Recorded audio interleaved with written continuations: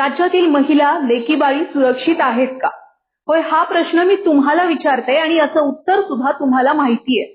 महिला व बालकल्याण विभाग, महिला आयोग, लाडकी बहीण योजना सगळं काही आहे इथं महिलांसाठी.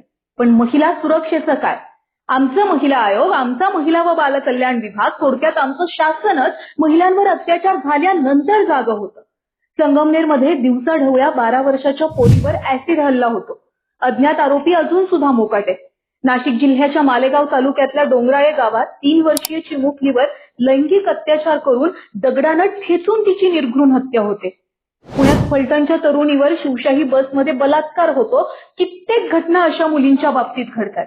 40 दिवसात 56 बलात्काराच्या घटना पुण्यात घडतायत आणि जवळपास 125 विनयभंगाच्या केसेस. पुण्याच्या बाहेरचं वेगळंच. म्हणजे नेमकं राज्यात चाललंय काय?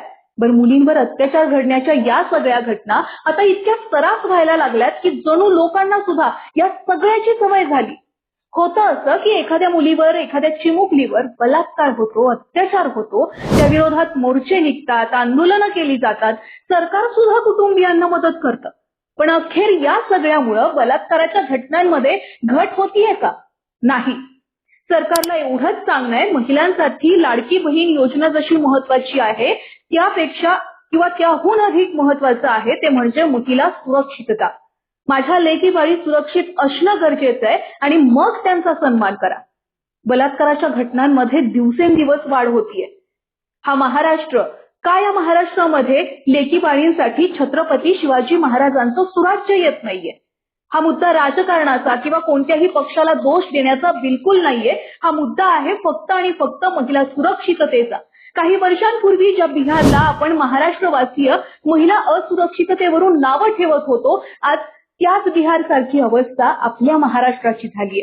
राज्यातल्या महिला आणि लेकींकडे वाकडी नजर करून बघणाऱ्यांचा थरकाप उडेल असं कठोर शासन राज्य सरकार का करत नाही, हा सवाल फक्त माझा नाहीये तर राज्यातल्या प्रत्येक महिलेचा सरकारला आहे. बर्थडे पार्टी, डोहाळे प्रोग्राम, मीटिंग आणि इतर आनंददायी कार्यक्रमासाठी हॉटेल AFCत उपलब्ध आहे 300 लोकांपेक्षा जास्त क्षमता असलेला भव्य डेकोरेटेड पार्टी हॉल.